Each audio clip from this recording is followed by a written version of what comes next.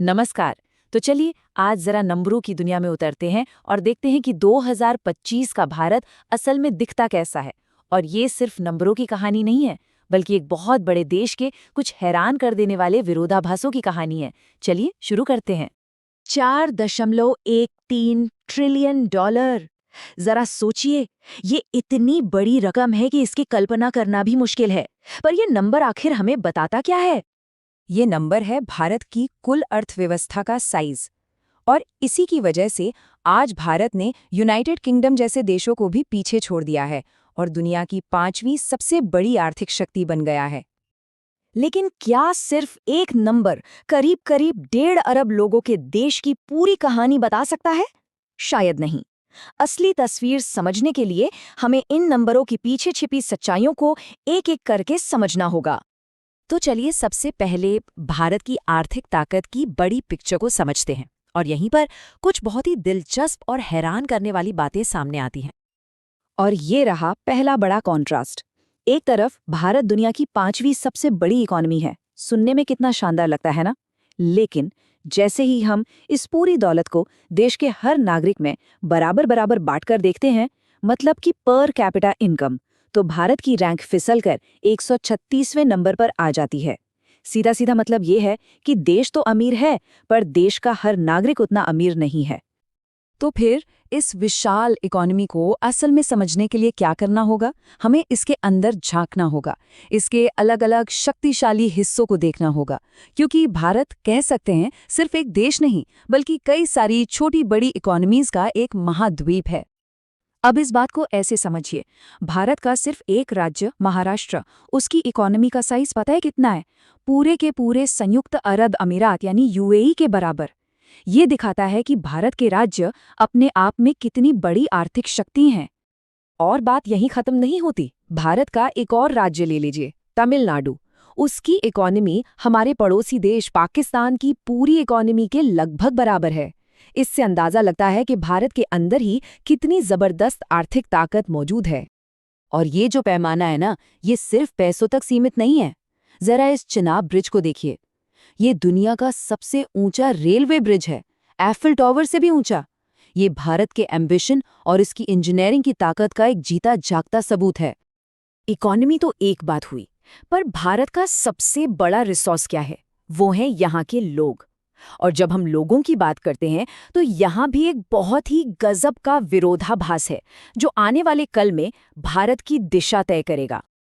यहाँ एक बहुत ही दिलचस्प पहेली है। देखिए, एक तरफ तो भारत दुनिया के सबसे जवान देशों में से एक है।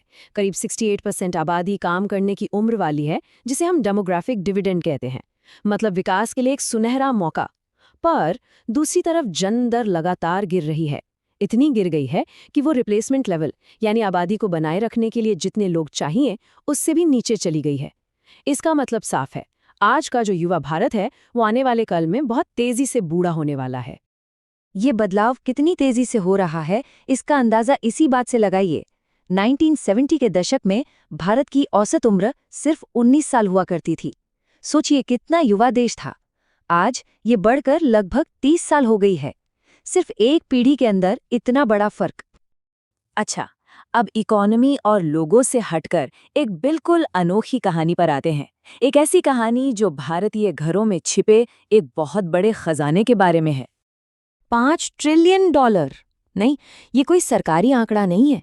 ये उस सोने की कीमत है जो भारतीय परिवारों के घरों में रखा है। पता ही कितना ज्यादा है? ये भारत की पूरी इकोनॉमी से भी ज्यादा है। जी हाँ, बिल्कुल सही सुना। भारतीय नागरिकों के पास जो सोना है, उसकी कुल कीमत देश की पूरी जीडीपी से भी ज्यादा है। ये एक ऐसा फैक्ट है जो बड़े बड़े अर्थशास्त्रियों को भी सोचने पर मजबूर कर देता है। लेकिन इस सोने के साथ भी एक कहानी जुड़ी है, एक विरोधाभास। हम भारतीयों के लिए सोना सिर्फ एक इन्वेस्टमेंट नहीं है, ये सुरक्षा है, परंपरा है, हमारी भावनाएं इससे जुड़ी हैं। और इसी वजह से ये खरबों डॉलर का सोना अक्सर तिजोरियों में ही बंद रहता है। ये देश की अर्थव्यवस्था में घूमता नहीं है। ये एक तरह का सोया हुआ खजाना है। तो चलिए अब वापस दुनिया के नक्शे पर चलते हैं और देखते हैं कि अलग अलग इंटरनेशनल पैमानों पर भारत आखिर कहाँ खड़ा है।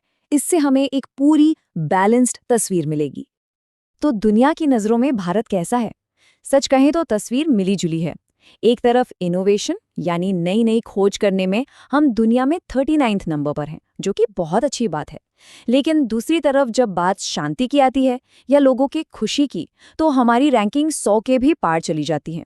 और ये बात हमें सोचने पर मजबूर करती है कि हम कहाँ सही जा रहे हैं और कहाँ और काम करने की ज़रूरत है। तो इन सभी आंकड़ों, इन सारे विरोधाभासों और तुलनाओं का आखिर मतलब क्या निकलता है? चलिए, इन सब धागों को एक साथ जोड़कर भविष्य की तस्वीर बनाने की कोशिश करते हैं। तो हमने क्या देखा? हमने देखा कि भारत एक टॉप इकोनॉमी है, पर हर इंसान की आमदनी उतनी नहीं है। हमने देखा कि ये एक युवा देश है, पर बहुत तेजी से बूढ़ा भी हो रहा है। और हमने ये भी देखा कि ये एक ऐसा समाज है जहां बहुत दौलत है, पर उसका बड़ा हिस्सा आर्थिक गतिविधियों से बाहर है। यही वो सबसे बड़े विरोधाभास हैं जिनसे भारत आज गुजर रहा है। तो असली सवाल अब ये उठता है, एक ऐसा देश जो जवान है पर बूढ़ा हो रहा है, जो अमीर है पर जिसकी दौलत सोई हुई है, वो भविष्य के इस चौराहे से किस रास्ते पर जाएगा? भारत का अगला अध्याय इन्हीं पहेलियों को सुलझाने की कहानी होगी। और ये कहानी कैसी होगी, ये देखना वाकई बहुत दिलचस्प होने वाला है।